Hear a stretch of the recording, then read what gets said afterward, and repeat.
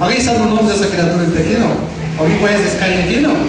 Cuidado, nem se bobear aqui vira cachorro quente. Cuidado. O Arthur está morrendo de medo dele. Então. Livro de Mateus, capítulo 16, a gente vai ler a partir do versículo 22. Vou ler a partir do versículo 21, tem razão, 21 melhor. 21 em diante. Livro de Mateus, capítulo 16. Hoje eu tenho o desafio de falar um pouco sobre vocação existencial e ao mesmo tempo pegar essa abordagem da vocação existencial e mostrar como é que Deus nos ama, de que forma Ele nos ama. Só com a ministração que o André fez aqui eu já me dou por satisfeito, ele já matou a pau, falando do amor de Deus em profundidade e intensidade.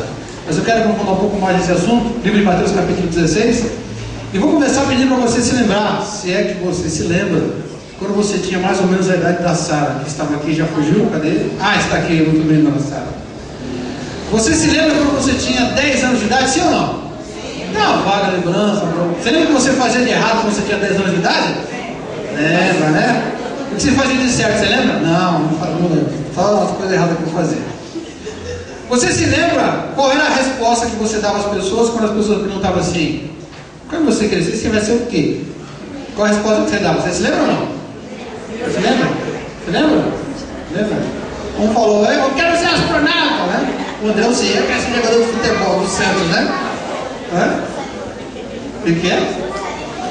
Desculpa aí, a Sara quer ser dançarina cantor. Você se lembra quantas vezes você trocou de opinião, sim ou não? Ah, eu ia ser bailarina, depois eu ia ser atriz, depois eu ia ser professora, né? A Sara de vez em quando aparece com umas, elas falam assim: quando eu crescer eu quero ser professora, eu quero ser bailarina e agente da FBI. Eu falei, acho que é mais fácil se você ser a última coisa.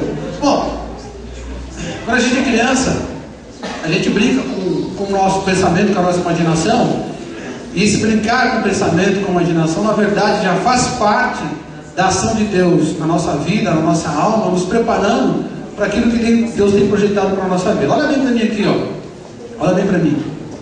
A sua vida, de forma didática, pode ser dividida em pelo menos 9 ou 10 partes, 9 ou 10 áreas. Como o pessoal dos jovens colocou aqui, sua vida sentimental é uma delas, sua vida familiar é outra delas, sua vida financeira é outra, sua relação com Deus é outra, enfim. E uma dessas áreas é aquela área que tem a ver com aquilo que a gente foi programado, aquilo que a gente foi capacitado para a gente executar, para a gente fazer durante os anos que a gente tem para viver aqui nesse mundo. E quem faz isso com a gente, quem define qual vai ser o chamado, a vocação, o propósito, a missão para cada área das nossas vidas, não é a gente que faz isso. Nosso papel é descobrir que quem faz isso é o próprio Deus. Então um dia, quando Deus parou lá na eternidade e resolveu te criar lá na mente dele, depois botar você na barriga da sua mãe, ao colocar na barriga da sua mãe, ele já tinha projetado o que seria na sua vida. E algumas coisas ele definiu, e disse: aqui você não vai mexer, vai ser como eu quero. E muitas outras coisas ele teve uma preferência, teve um pensamento, mas na sua soberania ele decidiu deixar que você descobrisse, e até certo ponto você até decidisse se você queria ou não seguir aquilo que ele queria para você. Como a Bíblia diz, a vontade de Deus, ela é boa, ela é perfeita e ela é agradável. Quer dizer, se eu descubro a vontade de Deus para as 10 áreas que configuram a minha vida, e se efetivamente eu cumprir com essa vontade de Deus, com essa vocação que Deus tem para a minha vida em cada uma das 10 áreas, claro, já que a vontade é boa, perfeita e agradável, então a minha vida vai ser uma vida boa, vai ser uma vida perfeita, vai ser uma vida agradável não só a Deus, mas até a mim mesmo. E Deus começa esse processo lá quando você é pequenininho, na sua infância. Começa a trabalhar no seu sentimento, no seu pensamento, com as coisas que vêm até a tua mente, com as coisas que você observa, que você vê. Deus começa a colocar lá na sua alma então um desejo de ser ou fazer alguma coisa na vida. Ou seja, eu fui programado para fazer alguma coisa nesse mundo. E Deus começa quando você é criança. Então quando uma criança chegar para você e falar assim: olha, eu quero ser, como é que eu falei da Sara? Eu quero ser dançarina, cantora e agente do FBI. Leve isso a sério. Leve isso a sério. Porque se ela realmente discernir de Deus que é isso, ela vai ser isso mesmo. Ninguém vai colocar nenhum impedimento. Eu me lembro do astronauta brasileiro famoso Marcos Pontes. Eu nunca imaginava que um dia um brasileiro fosse para o espaço, né? Só os americanos, sei lá.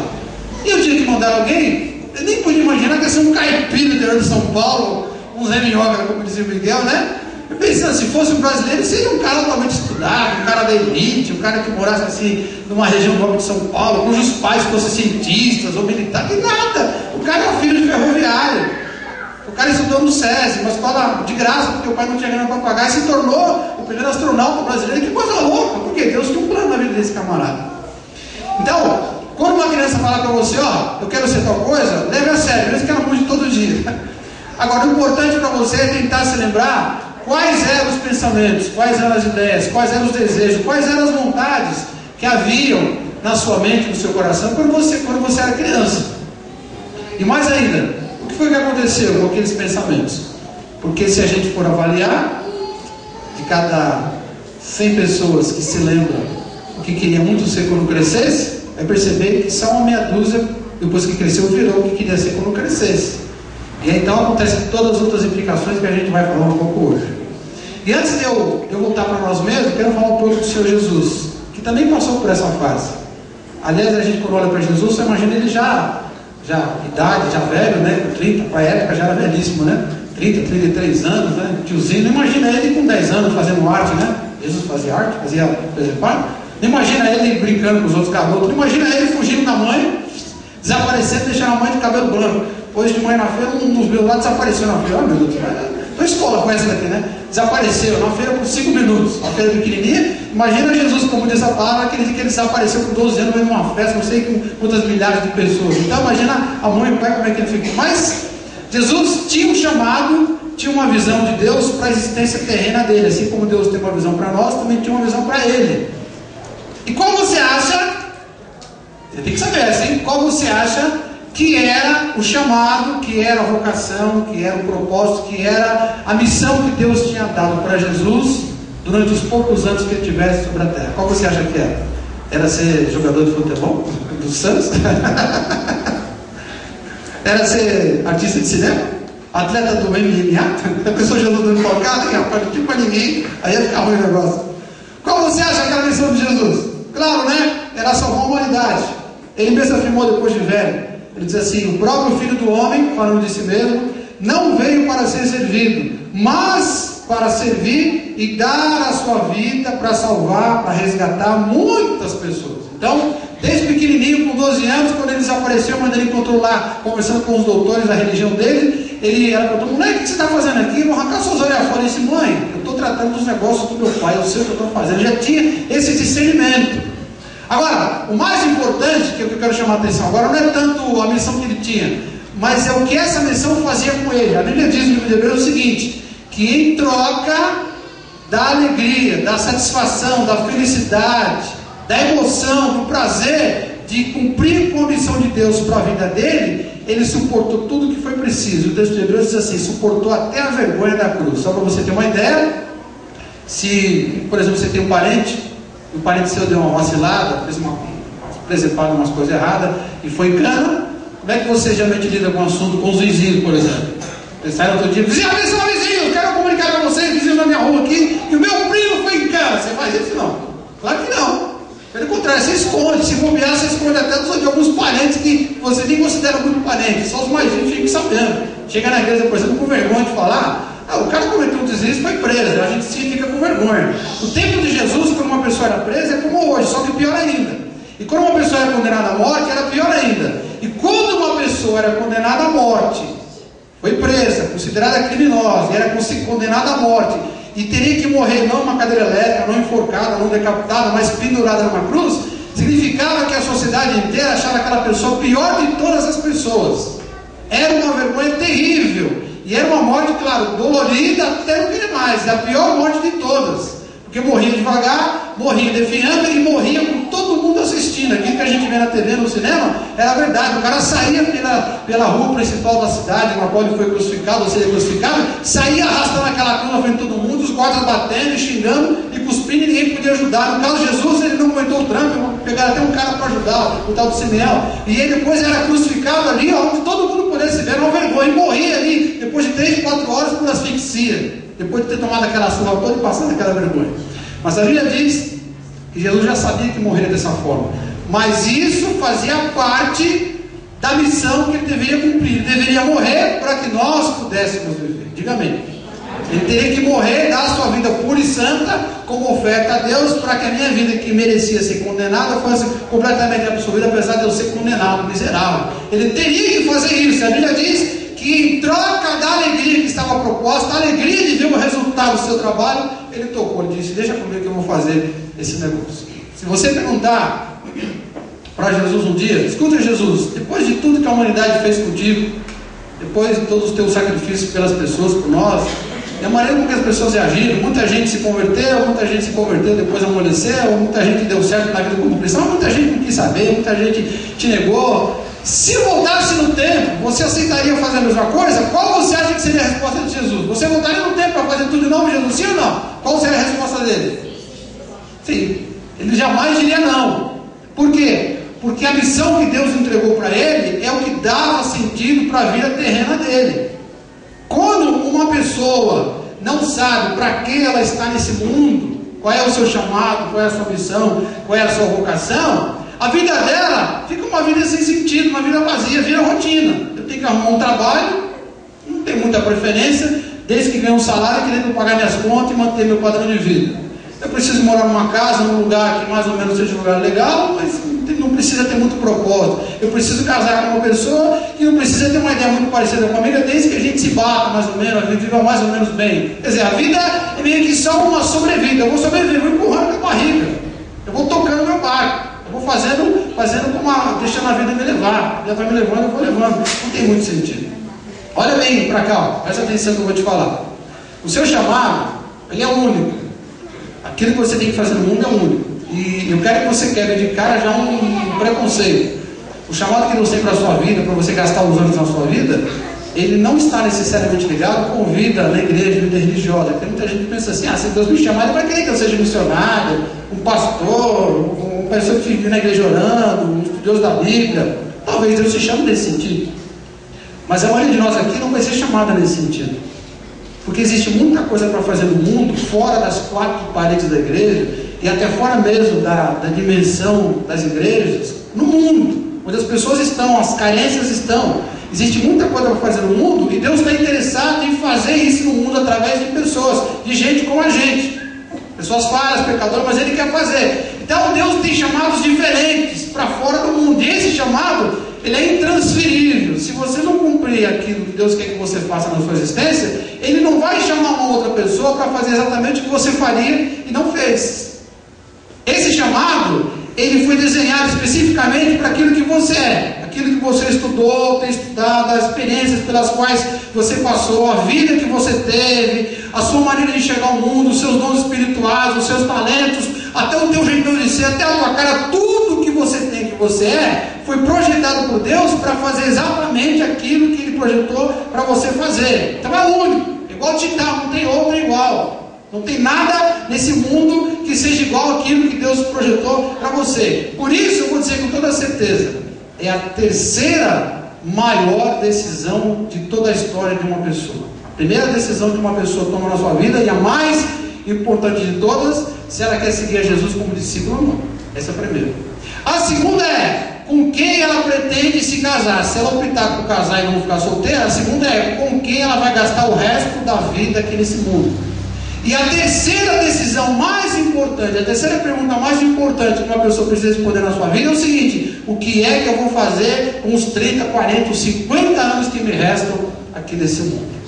Ou seja, o meu chamado, ele é profundamente existencial. Se eu tenho 40 anos de idade, eu vou viver mais uns 40, a maneira com que eu vou viver, a qualidade da minha vida nesses próximos 40 anos, depende de eu discernir qual é o chamado de Deus para a minha vida. Se você tem 80 e vai viver mais uns 10 ou uns 20, então a maneira com que você vai viver esses 10 ou 20 anos depende de como você enxerga o chamado de Deus para a sua vida. Se você tem 20, tem 15 anos de idade, é a mesma coisa, a maneira, a qualidade de vida que você vai ter daqui para frente, o prazer de viver, a intensidade de viver, como está na moda de dizer, a felicidade do viver, a alegria do viver, a sua vida vai depender de você viver em função desse chamado existencial. E se eu não discerno isso, aí então algumas coisas esquisitas começam a acontecer comigo.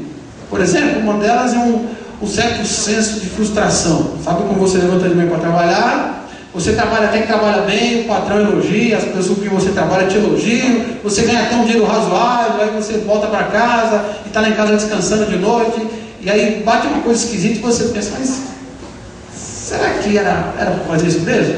É como se aquilo que você fez não tivesse muito sentido para a sua existência.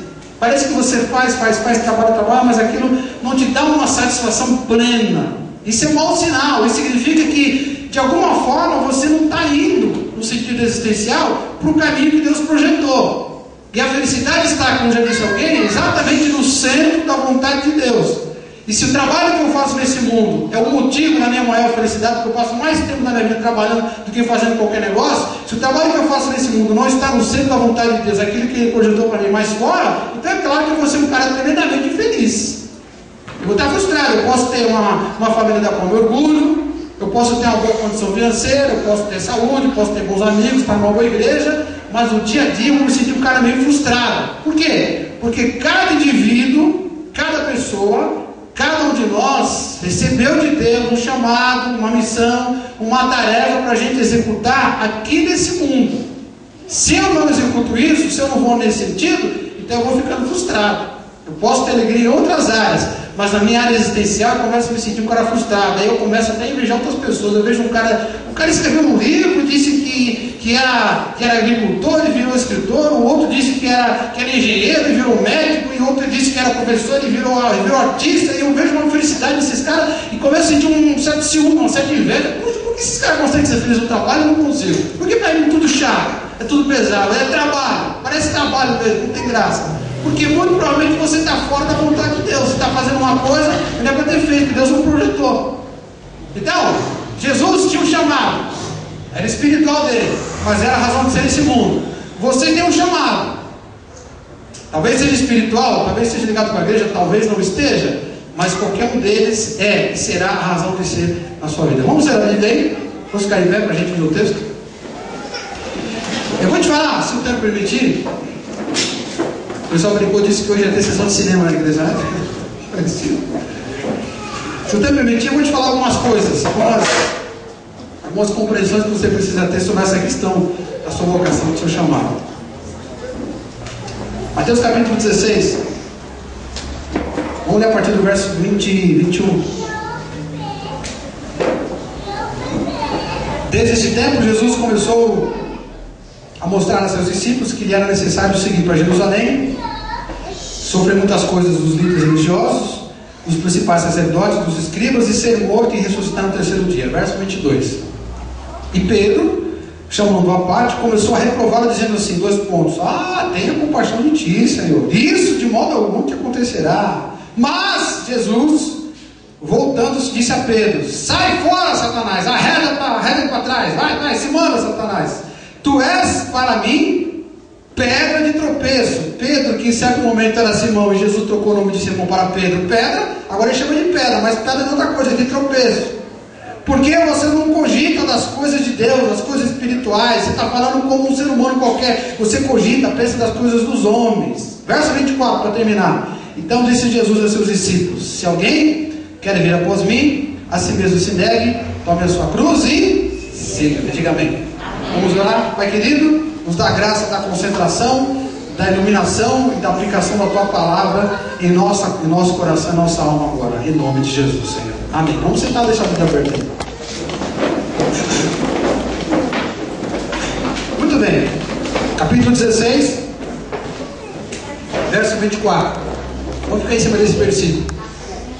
Disse Jesus a seus discípulos: se alguém quer vir após mim, primeira coisa, si mesmo se negue e tome a sua cruz. Se você quer seguir o meu caminho, ele está dizendo, se você quer entender qual é o meu propósito para a sua vida, lembrando que a nossa vida tem várias áreas, pelo menos 9 ou 10 áreas diferentes. A espiritual é uma delas, a gente já sabe. Qual é o propósito de Deus para a vida espiritual do ser humano? Claro que é o ser humano se entregar para Jesus e ser salvo, claro. Mas eu não tenho só a área espiritual da minha vida. E a minha área existencial? Qual é a vontade de Jesus para a minha vida enquanto eu estou aqui nesse mundo? O que Ele quer que eu faça aqui nesse mundo? Aí Jesus aplica o mesmo princípio. Olha, se você me seguir e resolver entender os meus propósitos, a minha vocação para você, a primeira coisa que você tem que entender é o seguinte: negue-se a si mesmo e tome a sua cruz, e aí você vai estar me seguindo de verdade. Aqui ele está dizendo o seguinte, que tudo na nossa vida tem uma condição de funcionamento.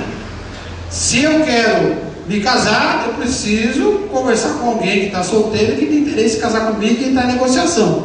Se eu quero estudar, melhorar de vida financeira, então eu tenho que fazer um vestibular, entrar numa faculdade, fazer alguma coisa assim. Se eu quero ter bons amigos, eu preciso saber selecionar os amigos, saber ser fiéis a eles. Até se eu quiser realmente que a salvação se efetue, eu preciso então botar minha fé em Jesus, largar as outras coisas em que eu tenho do crendo, colocar na minha fé, abandonar aquilo tudo e seguir só Jesus. E a nossa missão existencial não é diferente, também tem ali as suas condições. Se eu quero cumprir com a missão da minha vida, então eu preciso cumprir com algumas condições. E a primeira é isso aqui, ó: se vier após mim, você precisa negar-se a si mesmo. Em outras palavras, ceder, abrir mão em alguns momentos. Se eu quero fazer alguma coisa que eu acho que é a vontade de Deus, eu sou aquele tipo de cara que não sabe trabalhar em grupo, que não sabe ouvir as pessoas ao meu redor, eu compartilho a minha visão com outras pessoas que têm visão parecida com a minha, mas na hora de tomar uma decisão eu me fecho, aí fica bem difícil. Vou te dar um exemplo. Aqui na igreja, por exemplo, a gente de vez em quando conversa sobre o tipo de música que a gente vai colocar, e escolher música para a igreja é um negócio muito difícil, né? Porque você tem que agradar a gregos e baianos, e às vezes não consegue agradar ninguém, e você tem que ter o cuidado de colocar músicas que não firam a palavra, e tem que ter o cuidado de colocar músicas que digam com a realidade das pessoas. Só que se você for para a internet, por exemplo, e você puxar lá 10 músicas cristãs, 9 delas vão ter o mesmo assunto, que é a bênção de Deus e a prosperidade. Aí você vai encontrar uma que diga alguma coisa diferente. Mas, por exemplo, se tem uma pessoa que está na igreja, que serve a Deus, e teve um problema lá com a esposa, e está com o coração magoado, cheio de mágoa, cheio de rancor, e ele chega aqui, ele precisa cantar para Deus uma música que fale da encrenca que ele teve com a mulher em casa, e como ele está com o coração pesado, e nessa música ele vai pedir ajuda de Deus através daquela canção. Que música você vai escolher? Nenhuma. Não tem uma música assim. Qualquer assunto que você quiser, não existe, você tem que fazer uma música. Aí se os músicos falam assim, ó, vamos aqui criar um repertório, porque Deus deu para nós uma visão que é a seguinte: vamos criar músicas que falem a língua do povo de verdade, e que mostrem os assuntos importantes para o povo do ponto de vista do cristão. Vamos fazer essa música? Não, beleza, o propósito é fantástico. Mas na hora que os caras sentarem para fazer essas músicas, aí vai ser um pó, meu amigo.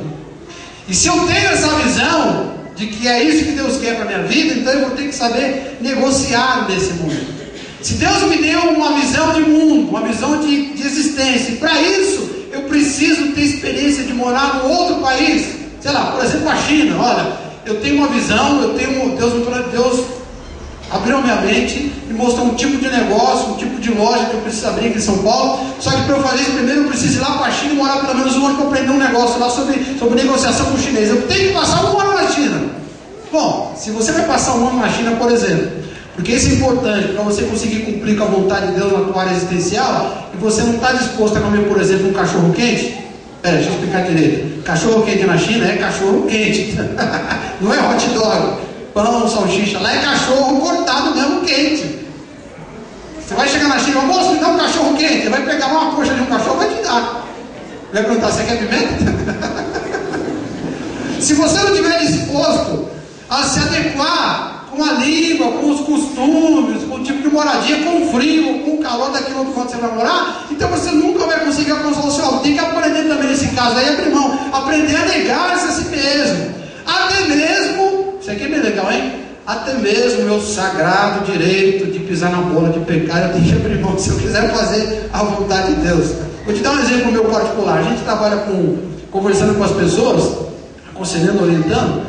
Depois de um certo tempo, você fica tão macaco velho, aí você lê tanto, estuda tanto, conversa tanto, e tem tanta experiência, que você fica meio macaco velho. E às vezes o cara diz 3 palavras, você já sabe qual é o problema, aí deixa o cara falar. Só que dependendo do caso, e se você tem um interesse, terceiro momento, por exemplo, aquele camarada ali está com um problema com você e ele tem uma loja de carro, e você está a fim de comprar um carro. Pensa essa situação, né? O cara chega aqui com crise de consciência para conversar comigo. Olha, eu estou me sentindo mal, porque às vezes eu tenho feito esse negócio meio ilícito, estou me sentindo meio culpado, meio pesado, eu tenho uma loja de carro, e eu estou muito a fim de comprar uma loja, um carro na loja daquele camarada.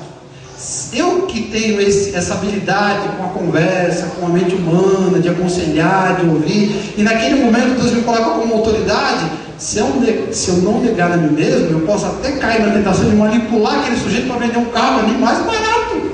Olha que loucura! Em qualquer lugar que você estiver, exercendo o seu papel, a sua função, você vai ser tentado em algumas coisas. E você tem um direito, como eu brinquei aqui, sagrado de pecar. Mas se eu quero realmente fazer a vontade de Deus, eu tenho que aprender a negar a mim mesmo. Inclusive, deixar de pecar. Diz lá o texto: então, se alguém quer vir após mim, negue-se a si mesmo e tome também a sua cruz. E tomar a cruz significa suportar situações difíceis. Se eu quero gastar o resto do meu tempo na vida fazendo aquilo que Deus mandou eu fazer, seja o que for, seja como for, eu tenho que pagar o preço de algumas situações, eu tenho que sofrer alguns inconvenientes. Um deles, por exemplo, pode ser de repente a falta de dinheiro. Olha ali para mim aqui, ó. Você está me enxergando, sim ou não? Está me enxergando aqui? Sabe por que você está me enxergando? Porque um dia um cara inventou um negócio chamado, como diz na terra do meu pai, lâmpada. Um dia um cara inventou uma lâmpada. Um negócio que nem sei que nome ele deu, mas a gente conhece como lâmpada. Claro, depois ela foi evoluindo, foi mudando os formatos, os tamanhos, etc. Mas um dia um cara inventou uma lâmpada. E esse cara era muito esperto. Você tem ideia, ele inventou mais de 1000 coisas diferentes. Mas a que pegou mesmo foi a lâmpada.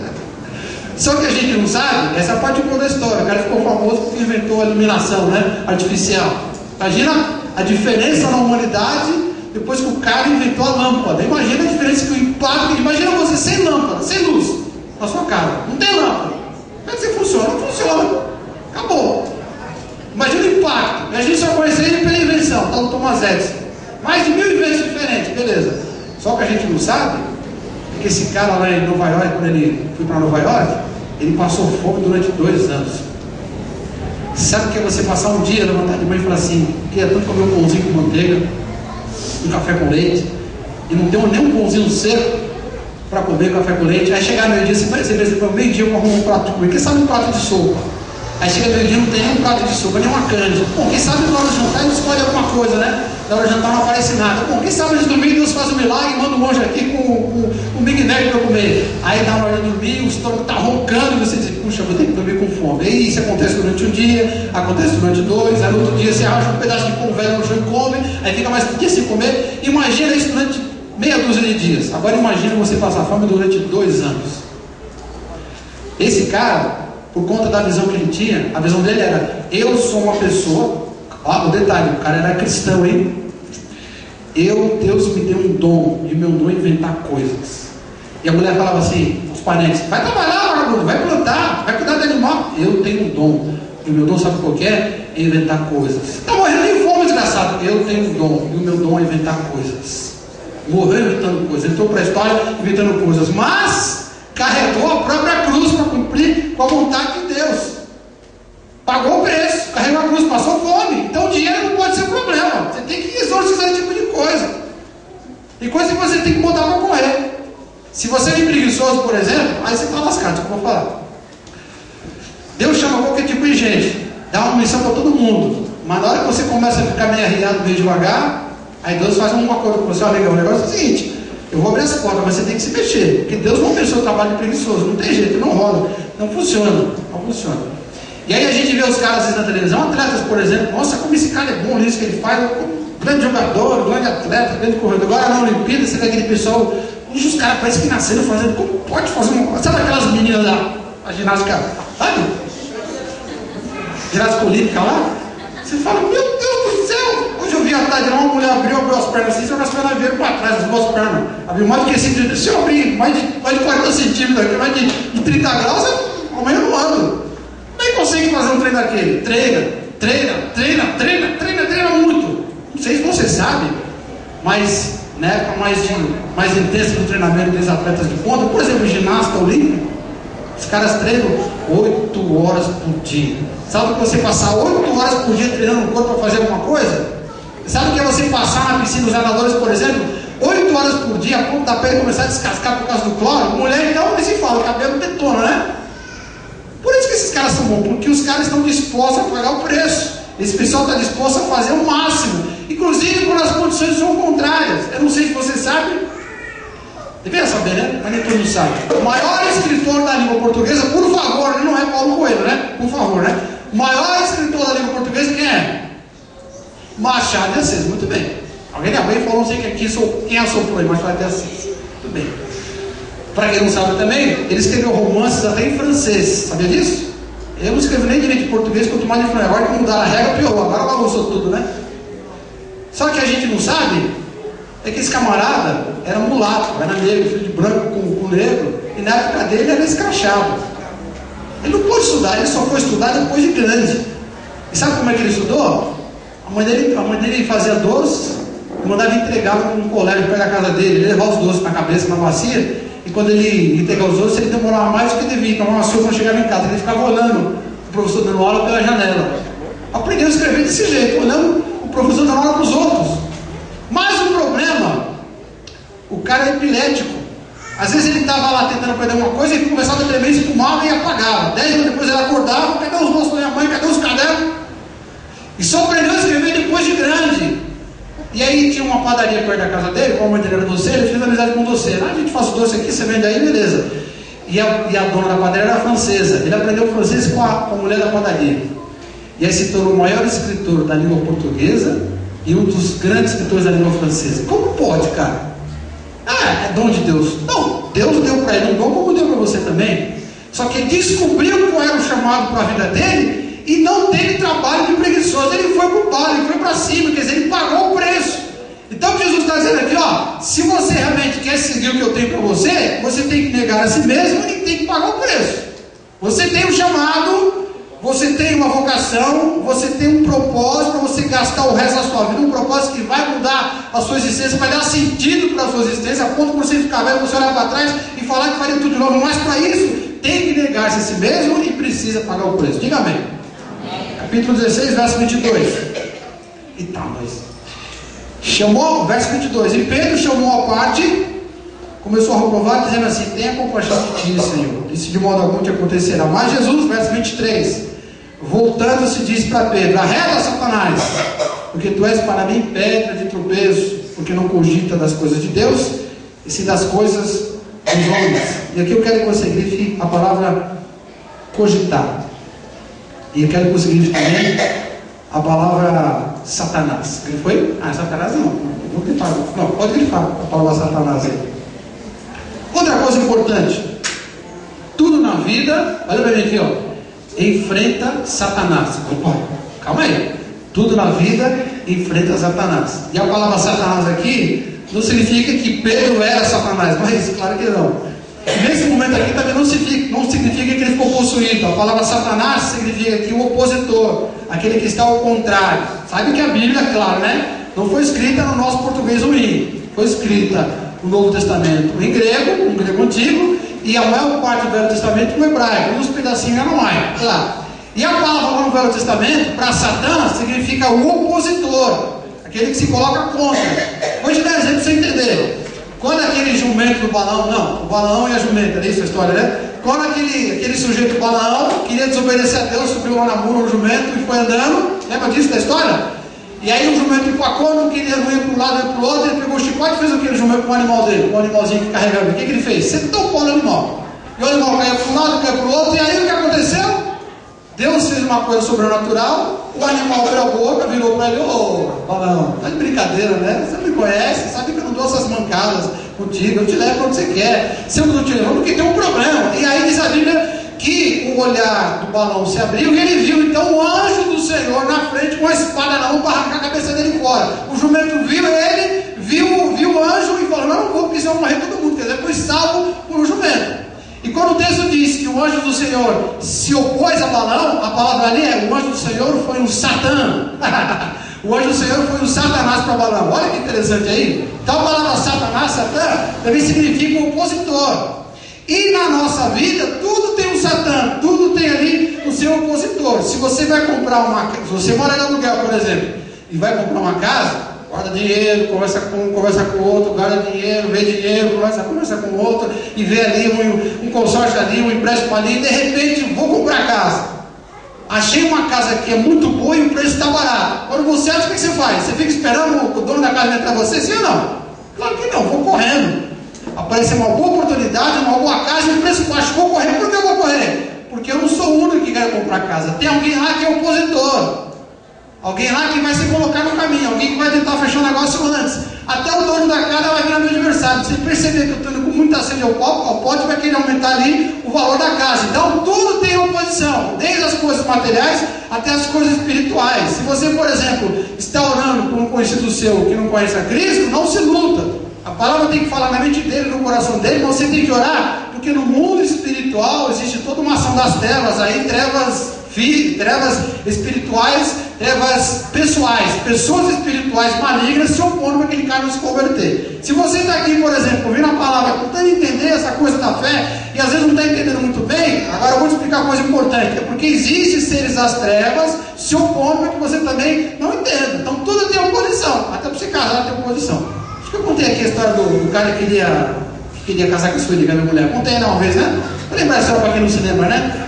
Eu ia casar com a Sueli, e a espertinha, em vez de já, puxa, você é botar ele no caminhãozinho, né? Então eu vou aproveitar agora, né? Em vez dela baixar a porta, não sei o que, tem um carinha ali, não sei o que, eu falei, então vai, agora você que sabe, né? E aí marcou encontro com o rapaz, né? Puxa vida, hein? A gente não estava nada acertado, ela estava solteira, vamos dizer assim, mas foi encontro. Eu falei, não, deixa Deus agir, cara, deixa Deus agir. É um opositor, é um satã que está lá, estava minha futura mulher, deixa lá. Aí marcou encontro, ela até não, né? Subiu, né? Posso falar à vontade. Foi lá, marcou encontro, né? Marcou num lugar que não tinha como, um lugar como que a gente conhecia na época, o ponto de encontro da molecadinha, né? Marcou num lugar que não tinha jeito de se desencontrar. Um lugar claro, óbvio. E o cara chegou na hora que tinha marcado, e ela chegou na hora que tinha marcado. E um ficou olhando para a cara do outro, olhando para o lugar, só que eles não se viram. Mas como? Depois ligaram, você estava lá? Tá. Era o mesmo lugar? Era. Era aquele horário? Era. Como é que você não me viu? Ah, não sei. Tinha um tiozinho do lado aqui com tal roupa? Tinha, eu também vi. Como é que a gente não se viu? Não sei. Claro que foi um anjo do Senhor, botou as asas no meio, óbvio, né? Ô meu amigo, essa daqui já está selada. Sinto muito para você, né? Foi oposição. Tudo na sua vida tem oposição. Olha bem para mim aqui, ó. Se Deus colocou dentro da minha alma um propósito existencial para que eu não só deixasse um legado, uma herança para a humanidade, mas para que eu vivesse a minha vida com tanta intensidade, que valesse realmente a pena viver, que me trouxesse felicidade. Se Deus colocou uma coisa tão boa, tão forte, tão importante, que pegando o caso de Jesus, fez com que até ele aceitasse ser morto pela humilhante cruz. Se Deus colocou isso em cada um de nós, você acha que não vai ter oposição? Sim ou não? Claro que vai ter oposição. Espiritual, material, de todos os tipos. Mas o que disse Jesus? Olhou para Pedro e falou assim: Pedro, arrega, sai fora, Satanás, vai embora, se manda daqui, ó. Jesus disse, voltando para Pedro: arrega, Satanás, sai daqui, oposição, porque tu és para mim uma pedra de tropeço. E a palavra tropeço significa aquilo que me faz me curvar, aquilo que me fisga como se fosse um peixe, alguma coisa que me faz desviar do caminho, me faz cair, tropeçar ou tropicar e cair no meio do caminho. Nesse momento, a amizade de Pedro com Jesus era para Jesus um satã, era um tropeço. Ele dizia assim: Jesus, cheio de poder, cheio de graça, de sabedoria, filho de Deus, esquece essa conversa mole de morrer na cruz, mais ou menos como o diabo lá no deserto, né? Esquece tudo isso, se prostra, eu vou te dar o mundo inteiro. É como se Pedro repetisse essa palavra: Jesus, esquece esse negócio de cruz, vamos sair por aí pregando paz, amor e love, igual os hippies fizeram nos anos 60, né? Paz, amor e rock and roll. Esquece esse negócio de morrer. Olha o poder que você tem, a autoridade que você tem. A gente vai fazer história. Olha, faz sentido. Um amigo seu que você gosta pra cá me diz assim: olha, eu vou morrer, cara. Daqui a uns dias eu vou ser morto, eu vou ser crucificado. Você vai dizer: não, cara, vai, que conversa doida é essa? Tá doido? Claro que você vai tentar dissuadir o seu amigo. Só que naquele momento, realmente era a boca do capeta, era oposição, era tropeço. Você olha para mim aqui, olha para mim. Deus, cachorro enquadrado, pelo amor de Deus, olha para mim aqui. Vocês que ainda não estão estudando, querendo ter uma carreira definida, vai chegar uma hora que você vai ter que definir o seu caminho profissional. Talvez você já se formou e agora também que entrando no mercado de trabalho, às vezes uma empresa não deu certo, aí aparece uma oportunidade de fazer uma pós-graduação numa área que está um pouco diferente, ou quem sabe ainda está pensando em mudar de área. Alguns que já são mais velhos, que já parecem que há muito tempo e agora estão pensando em voltar, em retomar algumas coisas. Presta bem atenção. Quando você for tomar essa decisão, muitas pessoas chegadas suas, pai, mãe, marido, mulher, amigos principalmente, vão te dar algumas sugestões.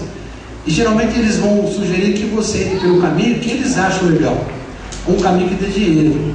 Nesse momento, cuidado, que pode ser uma pedra de tropeço. Você não tem que ouvir as pessoas nesse caso. Tem que buscar dentro de você o que é que pulsa o meu coração. Qual é a coisa que existe nesse mundo que eu não vejo alguém fazendo e me faz ficar mais eufórico que qualquer outro tipo de coisa? O seu patrão não pode chegar a você e falar assim: rapaz, deixa de besteira, pode estudar, vamos ganhar dinheiro comigo aqui, ó. Quanto você ganha? 2 por mês, eu vou te dar 3 mil reais, mas você tem que trabalhar das 8 da manhã à meia-noite, beleza? Esquece que você vai de faculdade, negócio esse dinheiro no bolso, rapaz. Quando esses caras chegarem com essa conversa mole, se por acaso o pastor da sua igreja falar assim: esquece essa história de ser engenheiro, vai ser pregador da palavra, cuidado, pode ser um tropeço. Você tem que ouvir o seu coração, porque é lá que Deus colocou o chamado da sua vida. O texto diz: porque não cogitas das coisas de Deus, e sim das coisas dos homens. A gente vai a palavra cogitar. Cogitar significa, não é só lançar uma ideia sutil, um pensamento, uma sugestão. Na verdade é dirigir a sua mente, se esforçar para dirigir a sua mente uma coisa mais profunda. É um pensamento que te toma, que te controla, que leva para uma direção definida. São pensamentos que muitas vezes não dependem dos outros, mas dependem da gente mesmo, que vem na nossa mente. Foi o que aconteceu com Jesus lá na tentação. Estou aqui, o diabo que tem tudo nas mãos. Lembra da resposta lá? O diabo disse assim: ó, te dou tudo. Sabe por quê? Quem me dera. Quem deu? O homem deu para ele. Deus deu o mundo para Adão e Eva cuidar, e eles pisaram na bola e entregaram para o diabo. O diabo chegava para Jesus e falou assim: ó, tá vendo esse mundo inteiro aqui? Eu te dou. É só me prostrar. Só se prostrar que eu te dou tudo, porque me foi dado.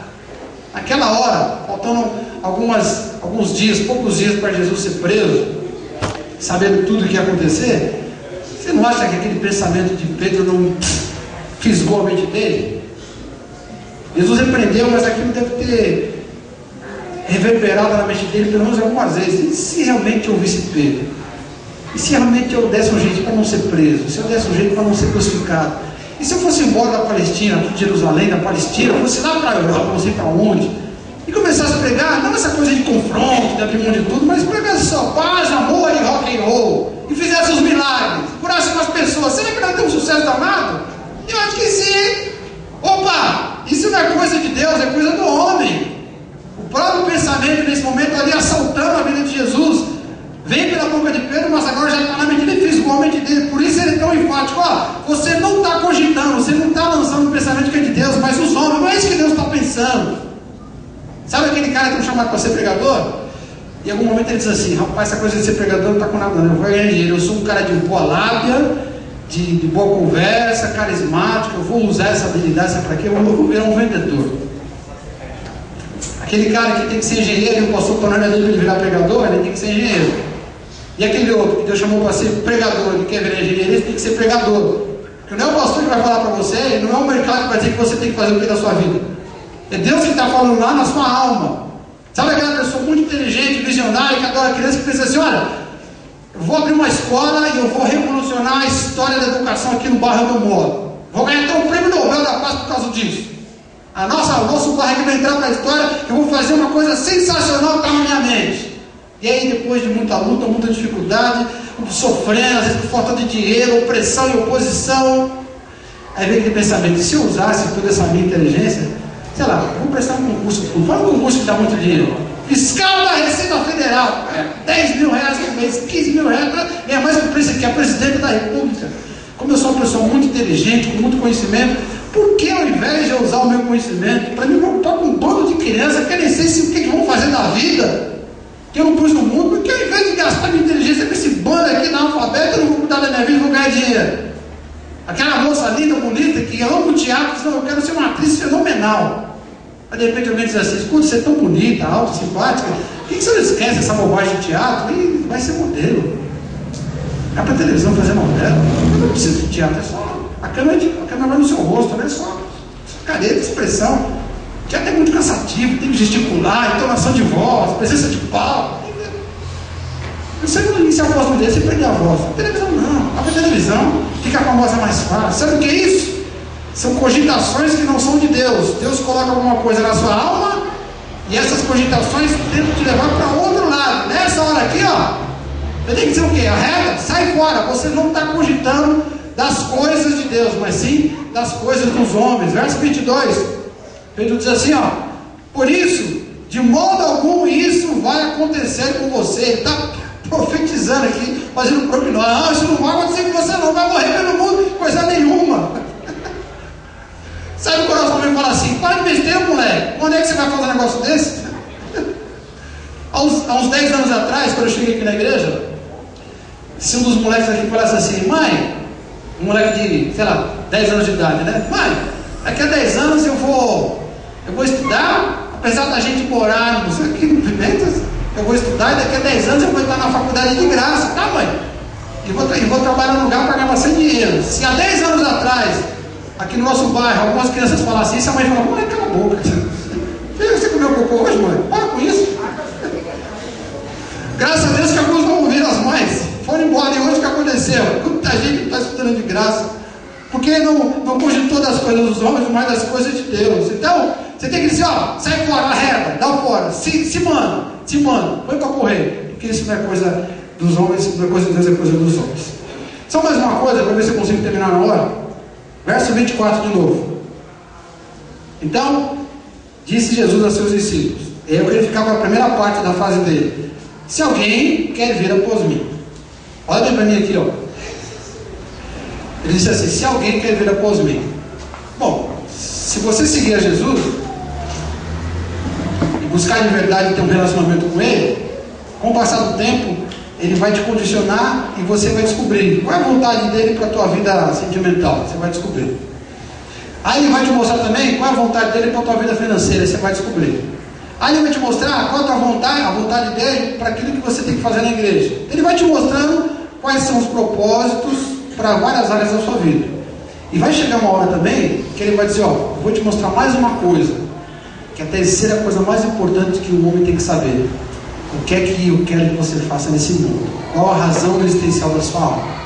Mas, para você descobrir todos esses propósitos, todas essas vocações, você vai ter que pagar o preço, vai ter que negar a si mesmo, vai ter que tomar a cruz. Mas antes disso tudo, você precisa do que eu estou te falando. Se você quiser vir após mim, se você quiser me seguir.